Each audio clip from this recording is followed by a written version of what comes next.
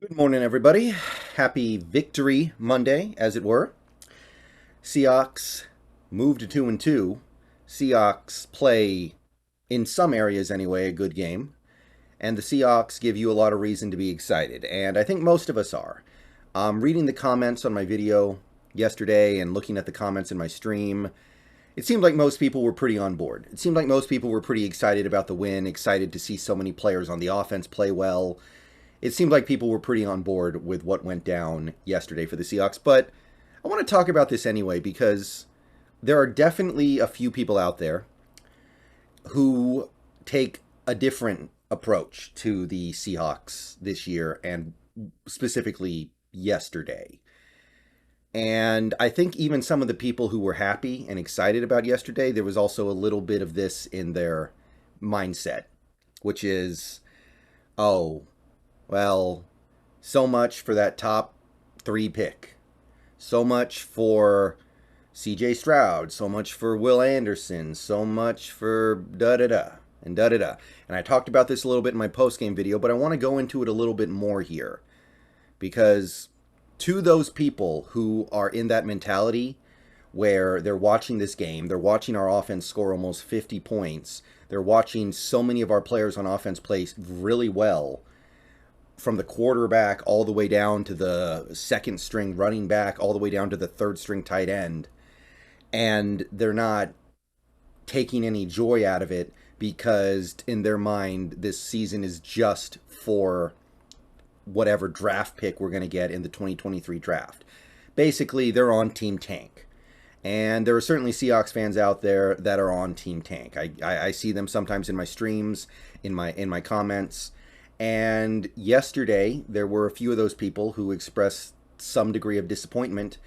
And I would even go so far as to say that there were a lot of people who maybe didn't comment, but they're still out there. There's videos. They're still being Seahawks fans, and they're like, why can't we just lose to set up the future? And I want to talk about that mentality for a little bit here because I think it misses on multiple levels here. And while I do understand that it looks very sexy right now at the top of the draft, like it pretty much always does, pretty much always looks pretty appealing at the top of an NFL draft. And you're looking at some of those prospects and you're like, I want that, but now I don't know if we're going to be able to get that. And I'm sad about that. I think that's more important than one win. Let's take a step back here and consider a few things first. So, what went into that win yesterday for the Seahawks? Let's think about this for a second here. What went into that win against the Lions? We had our rookie tackles playing really well, Cross and Lucas. I know Cross had a couple penalties, but he played well. Lucas played really well. Ken Walker, I know he didn't bust off any big plays yet, but he's out there grinding, getting experience, playing well. You had Boye Mafe. I thought he played really well. I thought he was one of the defensive guys who stood out to me as doing his job, especially setting the edge on the run, against the run, which is something we are having a problem with.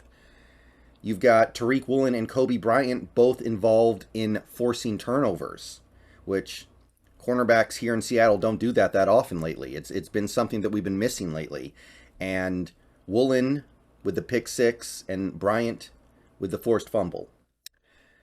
And you're looking at this rookie class and you're going, they're a big part of the reason why we're 2-2 right now. They're at least a significant part of it, right? I'm not going to over-exaggerate anything, but the fact that these guys are out there grinding is a part of the reason why we have a couple wins this year.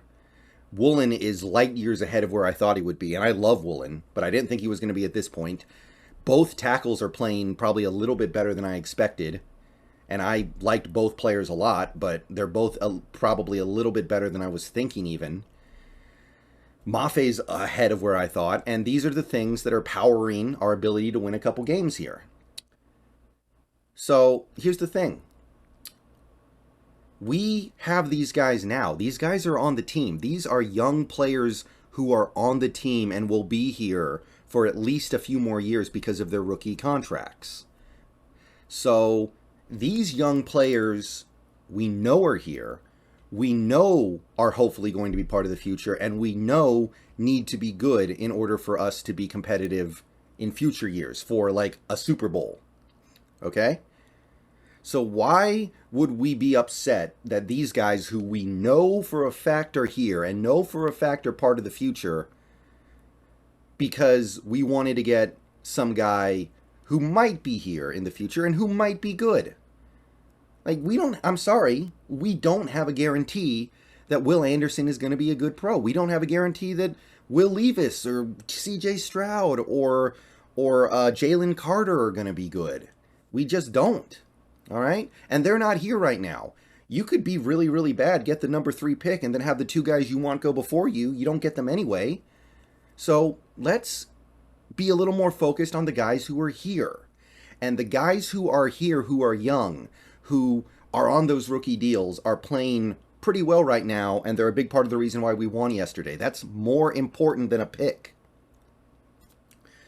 And some of the other players who are powering our successful start to this season, they're not super young, but they're going to be here for a while. Metcalf, Lockett, they both had big games yesterday. They're going to be here for the foreseeable future because of their contracts.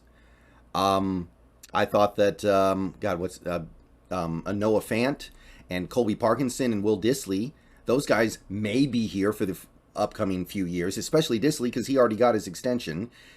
And yeah, I know Fant's not putting up huge numbers, but yeah, I think he's still playing well overall given what we're asking of him. These are guys who could be part of the future as well. Yes, there are guys who are helping this, like Rashad Penny, and Rashad Penny's probably not going to be here for any more than this year. His contract's up. Him tearing it up right now is only so valuable to us for the future, but there are a lot of guys behind what the Seahawks are doing right now that are pieces who are young and where it really matters whether or not these guys are actually good. So what I'm trying to say is that the guys who are here right now, who have contracts, who are going to be here for the next few years, it's just plain and simple more important that those guys pan out than for them to not pan out so we can get a better draft pick to get more young guys in here who also might not pan out. Okay? If this team were to go 0-17 or 1-16 the way some of you guys were thinking, that would mean a lot of our young players would have had to have been terrible. And who wants that? So you're going to have the number 1 overall pick, yay, except you don't have any kind of a foundation. And a number 1 pick is just a number 1 pick. I mean, look, I'm sure I don't need to tell you guys about the famous cautionary stories in the draft. Like the Jamarcus Russells, the, well, Ryan Leaf was number 2, but Ryan Leaf 2, to a certain extent Sam Bradford, but look at some of these guys who go number 1 overall. Even the good ones, even the really good ones in some cases. Did they single-handedly turn a franchise around and make them into some juggernaut that competed for Super Bowls for a decade? Courtney Brown, Michael Vick, David Carr, Carson Palmer. Some of these players are good. Alex Smith, Mario Williams, Jake Long. Did these guys single-handedly drag a franchise out of mediocrity and make them some Super Bowl contender for an extended period? Matthew Stafford didn't even win a playoff game for his original team. For every Eli Manning who actually does play a significant role in a multiple-time Super Bowl champion, or a Peyton Manning, or Orlando Pace, or even a guy like Cam Newton who had 1 Super Bowl run, there are a ton that don't. So don't think that number 1 overall pick, or even a top 3 pick, is going to suddenly guarantee that it just digs your team out. Even if the player is good. Andrew Luck never played in the Super Bowl. Jadeveon Clowney never sniffed a Super Bowl. Jameis Winston's a decent quarterback, but did the Buccaneers never even made the playoffs with him. So it's not enough, all right? And if you don't believe that, also look at the Browns. Look at the Cleveland Browns since they came back into the NFL. Look at how often they're at the top of the draft. Has that done them any good? Look at these top picks, okay? 1999, number 1. Next year, number 1. Number 3. Next year.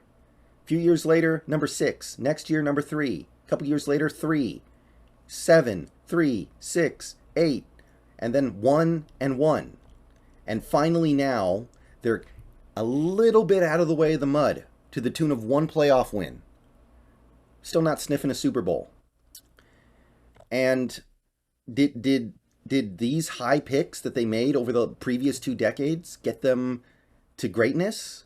No, they mostly just led them to the bottom. Having these high picks, getting these so-called blue chippers, even the ones who ended up being pretty good players, like Kellen Winslow had his moments. Joe Thomas was a great player. Alex Mack was really good while we're here. Joe Hayden was a good cornerback for a while. But what good was it to them?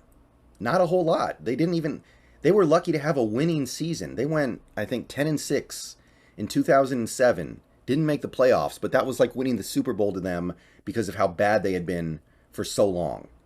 So this idea that you picking at the top of the draft is going to guarantee anything, it's not true. And the Browns that are decent right now, that have had some success over the last few years, that actually finally won a playoff game a couple years ago, yes, Myles Garrett played a big role in that. Myles Garrett was maybe their best player. But did their other number 1 overall pick, Baker Mayfield, was he the driving force? Not really. There was a little bit of Denzel Ward. Denzel Ward played a role. But what about Nick Chubb? What about Kareem Hunt? Nick Chubb was a 2nd-round pick. Kareem Hunt was a guy they picked up. Look at some of the other guys on that defense, like Sheldon Richardson. They didn't draft Sheldon Richardson. Malcolm Smith was actually one of the leading tacklers on that team. They didn't draft him. They didn't spend massive draft capital on him at all. The pass rusher they got from New York. They didn't draft him. They picked him up cheap. Olivier Vernon. So it's not enough to even nail your top picks. That's not the thing that's going to single-handedly get you back to the top of the mountain. So don't worry about that. I mean, we've seen this in Seattle. We've seen this in Seattle firsthand. Most of you guys are old enough to remember this. Look at the drafts that made the Seahawks great. 2010, 2011, 2012. Those 3 drafts made the Seahawks great, okay? Was it a bunch of number 1 overall picks that made that happen? Was it a bunch of even top 5 or top 8 picks? Top 10 picks? Was that what made this team go from really bad under Jim Mora to Super Bowl champion a few years later with Carroll? I mean, 2010, yeah, Russell Okung was great, number 6 overall. Okay, that's a pretty high pick, and he ended up being a really valuable player. Made some Pro Bowls, did some damage. Earl Thomas, middle 1st-round pick, but still 1st-round pick. He was awesome. But Golden Tate and Cam Chancellor, you didn't have to use any blue-chip picks to get those guys. And what about the next 2 drafts, where I think you got even a little bit more? James Carpenter at the bottom of the 1st round, was he the guy who pushed you over the top? No. The value in this draft was KJ Wright in the 4th round, barely a top 100 pick. Richard Sherman, Byron Maxwell, to a certain extent, Malcolm Smith. I think this was the Doug Baldwin year, where you got Doug Baldwin undrafted. Those guys meant way more to this team's success over the next several years than James Carpenter. Was James Carpenter even a top 20 player on the team that won the Super Bowl? 2012, the next year. Was Bruce Irvin the superstar that just dragged us to that Super Bowl with his absolute unstoppable dominance in the NFL? Of course not. Bruce Irvin never even made a Pro Bowl. Bruce Irvin didn't even play that much for that Super Bowl team. He was an afterthought. It was 2nd round Bobby Wagner, 3rd round Russell Wilson. Those were the guys who were actually driving us forward to winning that Super Bowl. Hell, even J.R. Sweezy, a mediocre guard, converted from defensive tackle, actually has more career weighted value than Bruce Irvin did, and may have added more value to the Seahawks over his career than Bruce Irvin did, just being honest.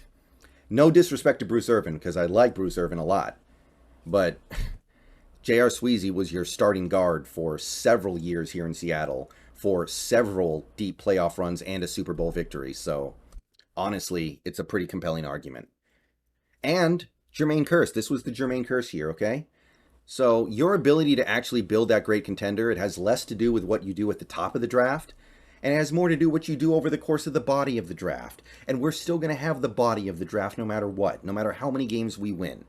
Realistically, I don't think we're going to win that many games this year anyway, but don't sweat the few that we do. Just enjoy it and understand it's about more than just picks.